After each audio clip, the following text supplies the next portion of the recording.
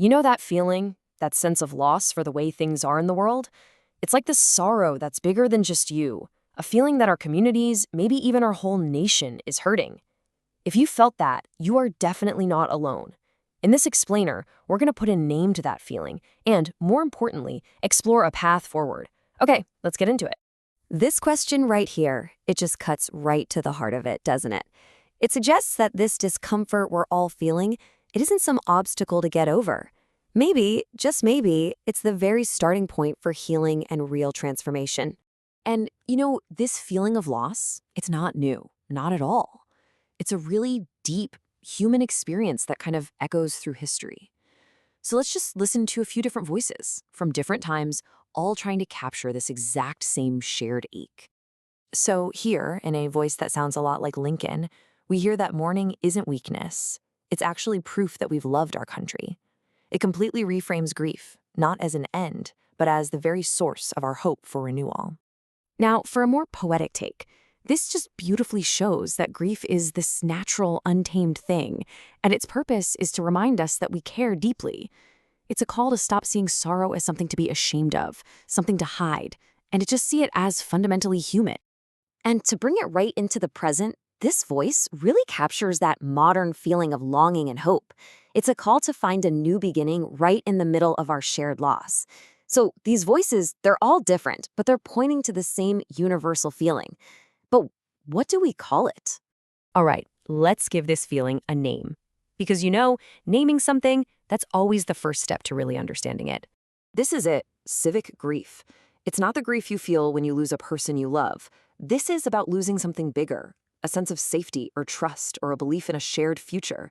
It's that ache we feel when the very systems we're supposed to rely on feel like they're broken. And this distinction is so, so important. Civic grief is not about pointing fingers or getting into debates about specific policies. It's about that feeling underneath it all, that longing for connection and for shared hope. It's about what we want to be together. So if that's what civic grief is, the next question is pretty obvious, right?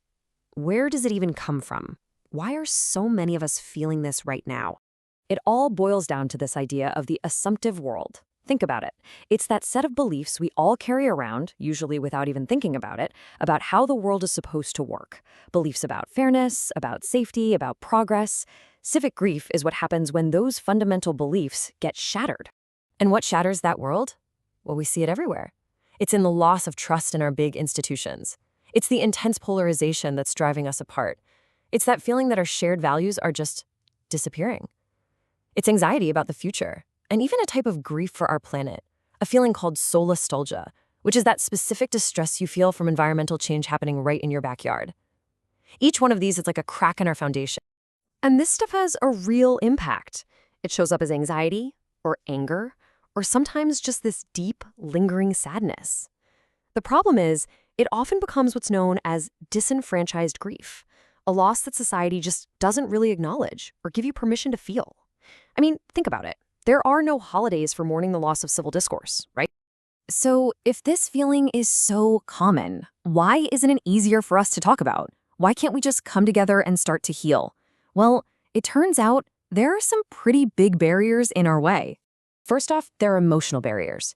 We're often just scared to be vulnerable. And honestly, a lot of us are just plain exhausted from the constant cycle of bad news. Then you've got cultural barriers. We're often told to be tough, to be self-sufficient, to just get over it on our own. And we've lost a lot of the shared rituals we used to have for public mourning. And finally, there are the political barriers, where grief itself gets twisted and used as a weapon, which just deepens the distrust. Okay, so that's a lot. We've established this grief is real, we know where it comes from, and we know it's hard to talk about. But here's the good news. It does not have to be the end of the story. In fact, this could be the very beginning of something new. This quote is so on point. The goal isn't to erase the sorrow, to just make it go away. The real goal is to transform it, to turn all that emotional energy into understanding, into wisdom, and eventually into real, meaningful action. And here is a fantastic real-world example of what that can actually look like. This installation, Space for Grief, literally created a physical place for people to come together and acknowledge a loss they all shared. See, it's not about solving a problem right then and there. It's about making space for the feeling itself. And that's always the first step to healing. So, how do we actually do this? Well, we can start small, just by validating these feelings in our own circles, with our friends and family. We can create new rituals for collective healing, like public art or community gatherings. We can channel that pain into purpose and get involved in something we care about. And, this is a big one, we can use this shared vulnerability to start conversations that actually bridge divides. Here's another incredible example of that in action. Art and public events like this one, they create a moment for all of us to reflect together. They give us a new language to talk about these really complex emotions, and they let us see our own feelings mirrored in other people, which makes us realize we are not alone in this. This entire approach, this whole way of thinking, actually has a name. It's called grief-informed futures. And the central idea is kind of revolutionary, but also so simple. Our emotions, especially the tough ones like grief, are not a weakness we have to overcome. They are a form of vital intelligence. They're telling us exactly what's broken and what it is we truly deeply value. And that leaves us with this final, really challenging question. Maybe the path to a better future isn't just about new policies or new technology. Maybe it starts by asking what we've lost, what we're afraid of losing, and what we all need to mourn together before we can really start to build something new. What do you think?